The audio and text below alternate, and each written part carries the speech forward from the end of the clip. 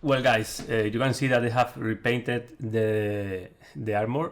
I have used more darker brown in the shadow planes of the armor in the inside or lateral part. This is the base color and yellow ochre, and adding a bit of white and yellow. The yellow is to keep a bit more the saturation and not to obtain a too pastel color. I generate this sandy color, this sand yellow or desert yellow or something like this. You can use any color similar to this. And now I'm boosting or enhancing the volumes on the armor. Remember that applying diluted paint, that this is the paint that this is how I'm applying the paint right now. You can use the same color to generate different layers of consistency. I mean, applying just one layer, you obtain one color, but if you apply another layer more with the same color, you generate a new color because the transparency is less, it's more opaque. With the lights in the armor, now I take this brown, which is a mix of orange brown and Rhinox Height from Game Workshop, and with this medium brown, but you can choose any other brown that is similar in terms of bright, for example a chocolate brown or something similar. And with a high dilution, I'm applying some glazes to boost a bit more the volumes to make them more contrasted. I insist in the areas that are surrounding other elements, or just in the areas that are in the opposite side of a bright. For example, here in the sides of the bright of this plate, and also in the lower plate of the chest, or surrounding the ammo bags of the ammo bags or candy bags or whatever it is. It's a very subtle work because I will add a camo pattern later, so I don't want to waste too much time. I just want to generate a basic volumetry that they will enhance later with the camo. Being too much contrasted will make it more confused to our perception of the figure. Now I am adding some weathering. Remember to be very subtle. In this stage, I decide to keep the color of the armor and not to add more camo on it. This is something that I have thought when I was putting the weathering. Remember to be very, very, very precise, to make the weathering very small, very thin lines. And as I was saying, in this stage, I noticed that only with this basic volumetry in the armor, which obviously can be very contrasted because it's not a shiny material, it's like a ceramic material painted with camo paint from the army. So it has makes no sense to make it very shiny. So after adding the weathering, I noticed that is not needed to add more camo. The figure looks more defined, more clean. Now with yellow and white, I do this mix because I want to have a very saturated but bright color. I'm outlining the armor plates because I have had weathering in the previous stage. The outlining is not a linear one. I'm jumping between the scratches and I create a regular outline. And you can see how the bright of the white and the bright of the yellow itself make the shapes pop up. You can do that with an ochre with white, but it will be more similar to your previous light. So it's interesting to add a different tone in terms of saturation, maybe in terms of temperature or in terms of bright. You can add some thin lines over the different parts of the armor, or outline some scratches, but not all of them. It will create more definition and add more detail.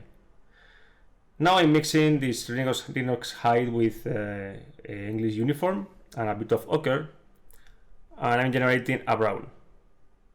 Well, this is time to ask you to subscribe to the YouTube channel, giving me a thumbs up if you like the content, and to remember you that if you want to support me even more, you can do it in Patreon for only 3 euros per month, receiving in exchange a collection of fundamentals and different techniques, videos focusing, teaching you in a deeper way how to make different parts of the painting processes, also exclusive videos and also discounts in different online shops and products, and you will be updated with my future releases or my future projects with exclusive step-by-step pictures, and being a part of the process, and also being a part of the polls where we are going to decide what I'm going to release in the next weeks or months or in the next year. I don't know. Well, anyway, if not, you can still supporting me by joining the YouTube channel, and it is enough for me.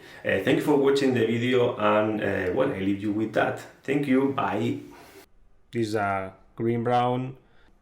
What I wanted is to have a different tone for the pants, and now adding a bit more of Rhinos hide to the mix, I create a more darker brown, and I'm enhancing a bit more boosting the shadows on the different wrinkles of the trousers or the pants. There are pants, trousers are the other ones, right? The pants. You can take this color and also outline the different parts of the trouser, like the pockets of the sides, or more defined wrinkles. And now adding ochre, this ochre, which is the base color of the armor, remember, with the ochre and a bit of the orangey brown that I have used for the shadows, I'm creating a new layer of light on the trousers. Sorry, the pants.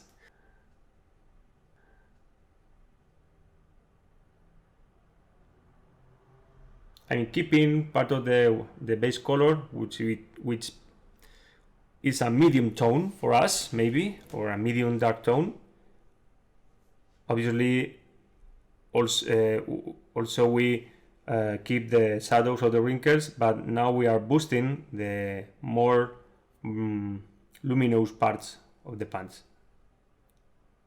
With this color, with a medium dilution, we can add 2 or 3 layers and create a gradient. It's like glazing, but not too diluted.